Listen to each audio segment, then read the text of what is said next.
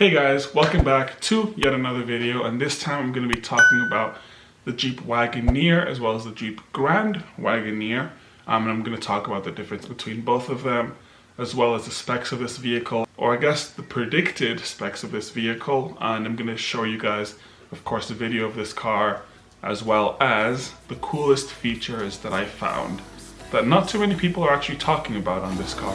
So without further ado, let's get to this video.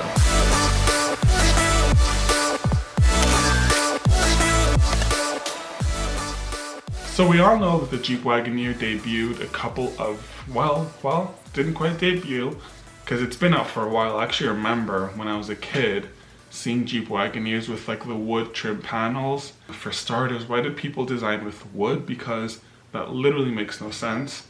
Second of all, why do you design with wood?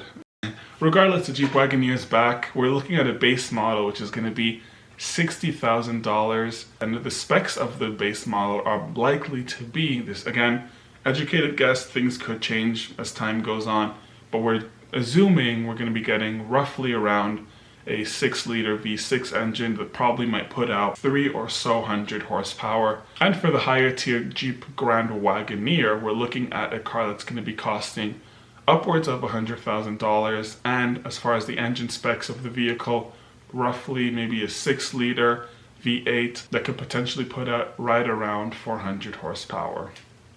Again, things could change. I could be way off the mark. I mean, Jeep hasn't really released anything officially, but my educated guess is sort of because we know that Jeep is under FCA, so that's Fiat Chrysler Automobiles or Automotives, might be one of those. But generally, car companies under FCA tend to share parts, or I mean, even sometimes there's a possibility they might share, I wouldn't say share engines necessarily, but at least share ideas as far as how to design engines. So my educated guess is we'll be getting a V6 and a V8 that put out 300 and 400 horsepower roughly, respectively. The rear end I don't really love so much, but I really do like the front end. I'm going to talk about some of the features that people generally don't talk much about that I noticed that we see on this Jeep Wagoneer.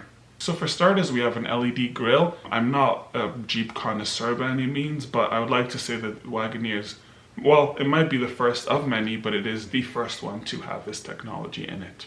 So another cool feature that I noticed is the fact that the badges are actually backlit.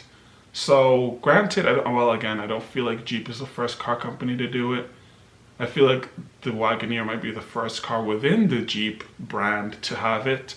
But I do know for sure that Mercedes-Benz, they've had backlit badges for a while now. But I feel like Jeep sort of went with that idea. I wouldn't say they copied Mercedes-Benz by any means, but they are using the same bit of technology, which especially at night kind of adds that extra like coolness to your vehicle. However, the biggest thing for me, and this wasn't really like something cool I noticed and nobody else knows about, because I'm talking about the windows and the glass roof. So it's something that I thought that was pretty cool, and it's something that I like in cars.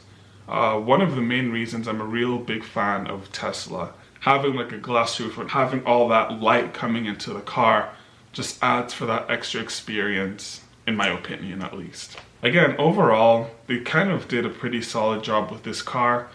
$60,000 isn't a horrible price. $100,000 might be. We're going to find out how that works. As far as all the news about this vehicle, that's that for the video. I hope you guys enjoyed it, and I'll catch you guys in the next video. Peace.